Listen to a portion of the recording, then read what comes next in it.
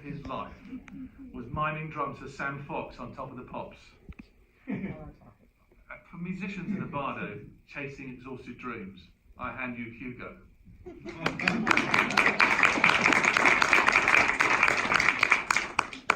The musician's train of souls is so long that I would not have thought death had undone so many. That's a misquote of Dante. It's said being in a band is like being family. No, much worse than that.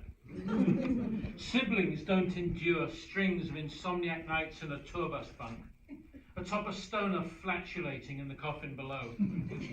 Relationships don't work out when your better half blows the household budget on chronic and Jack, or discovers the controlling power of never ever saying sorry. Le Petit Mort was never so petty. As Motley Crue's Nikki Sixx memorably said in the context of deciding to endure a sperm retrieval procedure, whatever that is, rather than a vasectomy reversal, they just had to take it out of me. That's no party, getting your balls cut open. Getting your balls cut open is like being in Motley Crue in 1987. It's the same feeling. Nobody said fame was easy. With 100 million albums sold and with an estate worth £400 million, Sting describes his misery. The police wasn't a particularly happy experience for me. Getting what I had desired for so long, success, and finding it didn't equate with actual happiness, made me even more unhappy. Shed a tear for Paul Gordon.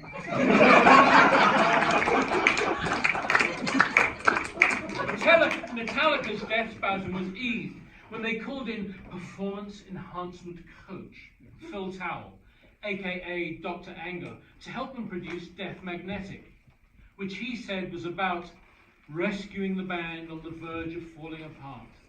So a lot of lyrics are about how close you can be to death, and then resurrection, if you will. Heidegger, on the other hand, thought death was existentially significant when we perceive our existence in the light of being, and not merely to think of it as an empirical event that will happen someday. It means our awareness of our own meaning makes authentic existence possible. This wasn't how Liam Gallagher saw it. Responding to rumours that his band Oasis was over, he eschatologically tweeted, "Found your reports in smart-ass columns about Oasis last British gig ever. The kid's talking out of his arse. I mean, kids, beware of darkness." Wittgenstein famously asserted that if a lion could speak, we could not understand him. Noel Gallagher, with more clarity, described his brother as a man with a fork in a world of soup.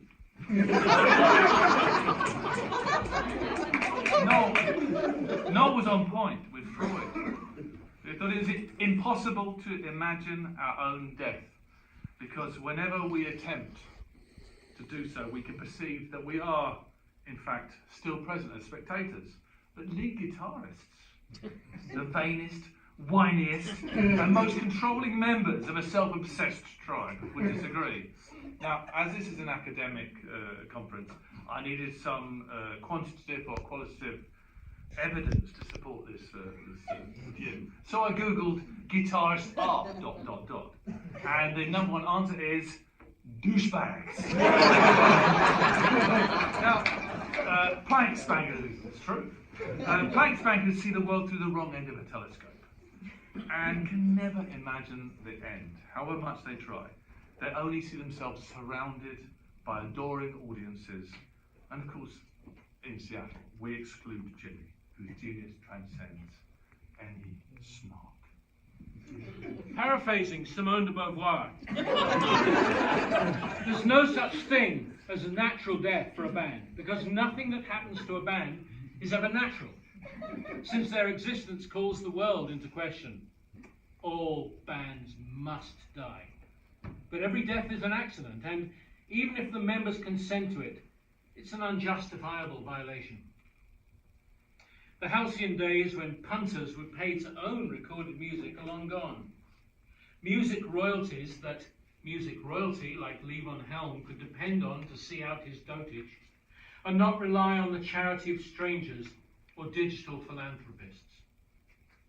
We're witnesses to a world out of joint, where the digital monopolies are sucking us dry, monetizing our alienation, and arbitraging our imaginations. We inhabit a world once set on fire by fiery talent, youth, and disadvantage, now defined by brands, Facebook likes, and privilege. Musicians in the Bardo are forced to mine new ways to make a living in the era of the triumph of the geeks. Of course, actually dying, like Ian Curtis, Whitney Houston, Wacko Jacko et al., is a great way to boost sales. But it isn't a replicable business model. The smart money points to just one thing: the reunion tour. Now, only losers stay friends. Which makes the resurrection of name acts hellish to realise. Once the killer pitch has been made and the talent zipped through the 5 stages of grief and loss, denial, anger, bargaining, depression and acceptance, even zombie bands will fold. They'll do it for the sake of the quids, away out of purgatory, and with just one KPI: money. Since punters care more about brands than the bands, and their bucket list goal is to see the heritage legends before they croak, they don't give a shit if the act includes many or any of the original members. Leonard Skinner's only got one of the foundation crew, just like the Eagles and Foreigner and Little Feat and others. And others. The prospect of a big band Valhalla, big bucks Valhalla, can inspire even hardened enemies like Simon and Garfunkel to consider the unthinkable. Having branded Paul Simon in 2015 an idiot, a jerk, and a monster, Art said it didn't mean he'd say no. That's quite doable, he said. Why not, while we're still alive? I proposed nothing, and being a big Googleister. I googled Paul Simon and Art Garfunkel are ... And the results are they dead? Are they still alive? And are they Jewish? Okay, Hugo. Gang of 4 drank the Kool-Aid, hitting the reunion road in 2005. It was fantastic fun, until it wasn't. Reminding us why we gave up the first time around. Noel Gallagher, again, didn't make our schoolboy mistake. Asked about reuniting with his angry sibling, he said it would never be happen because I love Liam, but not as much as I love pot noodles. Liam was less nuanced. Oasis was always shite. I empathise with Billy Corgan talking about his ex-guitarist Jimmy Ihar. Guitarist James Ihar broke up the Spanish Smashing Pumpkins.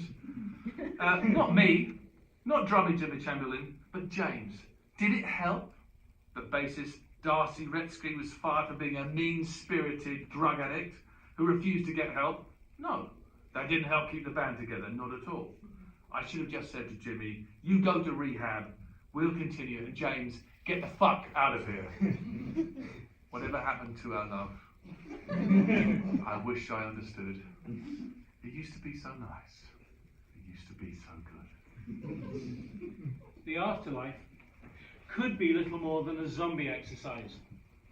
Band reunion gatherings may be a celebration that death is not the end.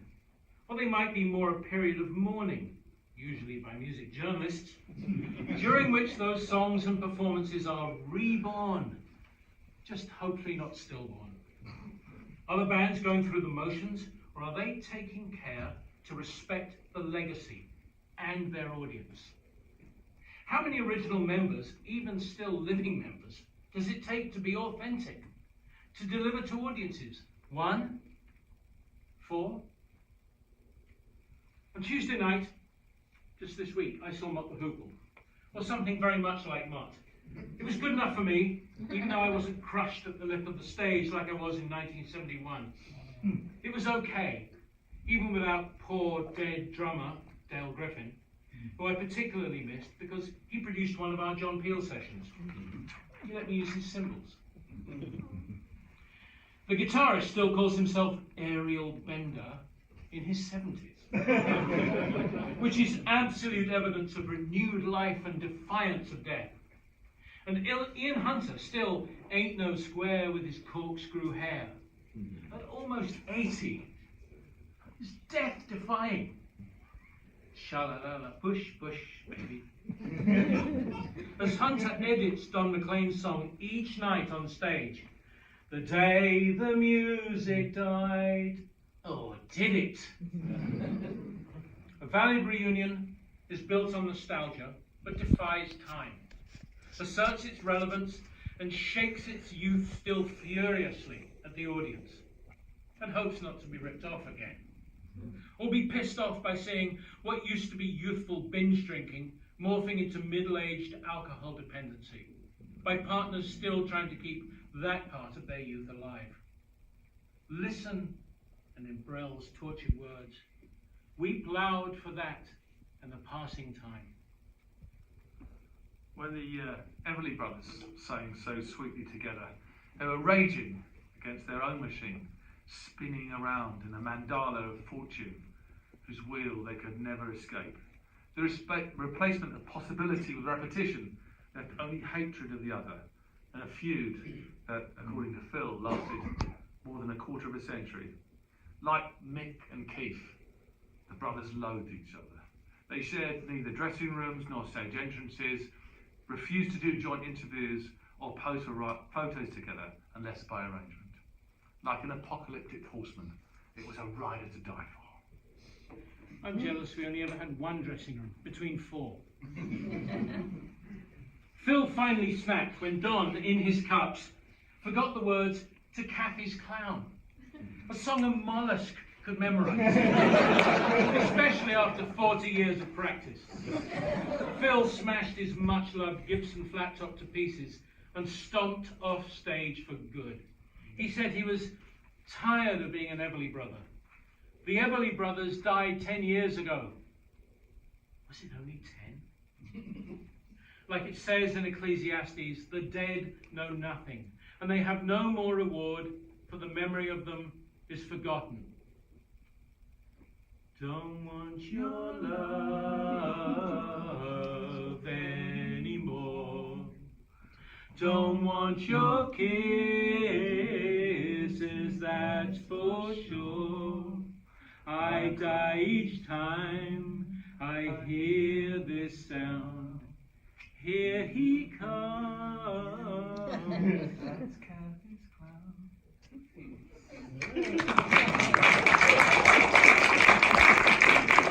And there were for these brothers, as for many of us, a string of dumb business decisions.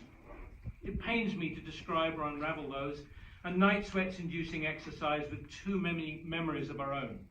As John has said, the Gang of Four never missed an opportunity to miss an opportunity.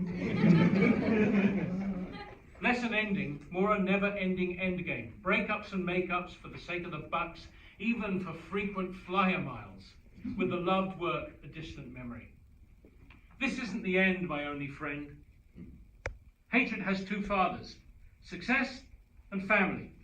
Brothers, the Fogertys, the Davies, the Casalis, the Van Halens, the Isleys, the Youngs, Wilsons, Ormonds, and the Von Trapps. Yet aren't most bands a band of brothers or sisters? Musical siblings like the Walkers, Righteous, and Ramones, or even the Smiths. So close and then yet so far, and so angry for so long. It took a high court judge to give the drummer some. He's still alive, by the way. And talking of giving the drummer some and of brothers, the only time I went all Keith Moon at the end of a show, kicking my drums around the stage, both our crew members gave this drummer an enormous bollocking.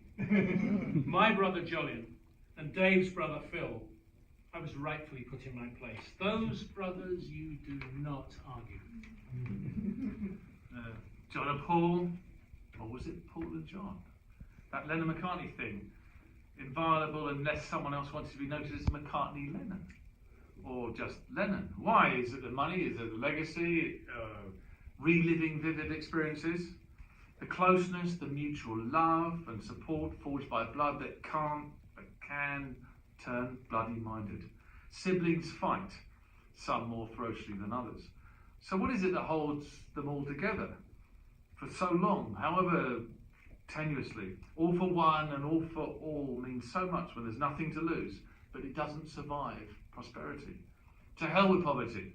The excitement of it all happening at all after years spent dreaming in front of the television, glued to Top of the Pops or American Bandstand. I have appeared on both.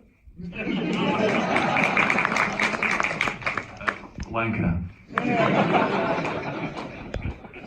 The excitement supersedes advice from older, wiser heads. There never was schooling for it back then, and even now, after a couple of decades of college courses, music industry degrees, books, how to and how not to, and YouTubery, the same mistakes are made.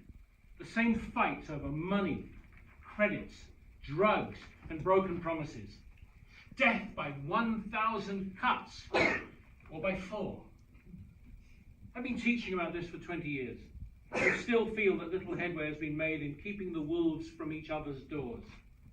In 2005, thinking I had learned something in the intervening 20 years, learning and experience I tried to share, our then manager actively dismissed my attempt to do things differently. Stay in your lane, he told me, and the lads don't really want you to do this, and don't question the tour budget. Once again, it resulted in fights and suspicion. The fear of losing, last page I promise. The fear of losing something. Friendship, respect, money, influence. There were gains. Look at us, here now. But the losses stung. Oh, reunion, there was thy sting.